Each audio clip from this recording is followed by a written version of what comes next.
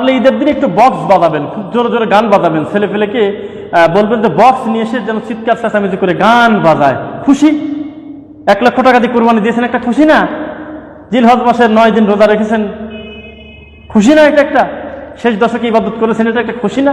মানে শেষ দশক বলি না, মানে প্রথম দশক, জিলহজের প্রথম, এটা খুশি, আনন্দ। মানুষকে, অভাবী লোককে দান করে দিবেন, কত তৃপ্তি, কত খুশি। এই খুশিতে আপনি ঢোল বাজাবেন, বাসায় গান বাজনা বাজাবেন, আস্তাগফিরুল্লাহ। আবার বলে যে আমি তো এগুলো করি না, ছেলে পেলে শোনে না, বোঝেন, তো ঈদের দিন 2 দিন 3 দিন আগে বক্স নিয়ে আসতে পারতে। আপনি একটা নোংরা, একটা প্রতিবন্ধী মুসলমান, আপনি একজন একটা অসুস্থ মুসলিম। আপনি এই কোন ধরনের কাজ করলেন?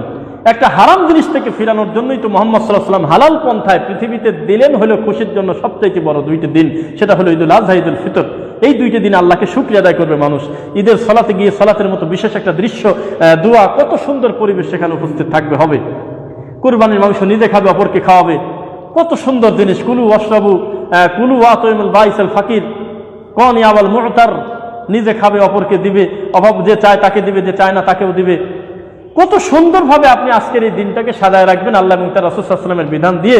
এবং আনন্দের কত রাস্তা, মন মতো প্রতিবেশীকে খাওয়াবেন, মন মতো আপনার বাড়িতে মেহমান আসবে, বা নিজে আপনি বেড়াতে যাবেন, ঘুরবেন, তৃপ্তি নিয়ে আনন্দ করবেন। প্রত্যেক অফিস আদালত ছুটি, আপনি এগুলোতে খুশি খুঁজে পেলেন না। পেলেন কি? বাড়িতে বক্স নিয়ে আসা লাগবে, টিকটক বাতি দিয়ে, হাজারো লাইট দিয়ে গোটা ঘরটাকে সুসজ্জিত করে আসে, অন্যরকম অতিরঞ্জিত রং ঢং করতে যাবেন। এইটা কোন ধরনের নীতি এটা বলেন তো দেখি? আপনি বলেন যে ছেলে ফেলে শোনে না, আপনার মতো লোকের দুনিয়া বেঁচে থাকার অধিকার নেই, এটা বেয়াদব। আপনি কিসের সাথে কি? এটা ধর্মীয় উৎসব, এটা ইসলাম ধর্মের ধর্মীয় উৎসবে, সেখানে আপনি বাদ্যযন্ত্রের মতো একটা হারাম জিনিস দিয়ে আপনি ওই দিনটাকে সাজাতে চাচ্ছেন কেন? এইটাতে কিভাবে বলার দরকার তার হিসাবে? এটা খুব খারাপ। আপনি মানুষই না, আপনি একটা। কারণ লাহুম কুলুবুল লা ইয়াফকাহুনা বিহা ওয়া লাহুম আ'য়ুনুন লা ইউবসিরুনা বিহা ওয়া লাহুম আযানুন লা ইয়াসমাউনা বিহা উলাইকা কাল আনআমি বাল হুম আযাল। আপনাকে বারবার বলা হচ্ছে যে কোন হারাম জিনিস কান দিয়ে শ্রবণ করো না। হঠাৎ যদি কানে আসে, ওর ধ্যান খেয়াল দূরে রেখে, ভক্তি না রেখে তাড়াহুড়া করে সেখান থেকে সরে পড়ো। কোন মন্দের তাআওয়ানু আলাল বিররি ওয়াত তাকওয়া ওয়ালা তাআওয়ানু আলাল ইসমি ওয়াল উদওয়ান।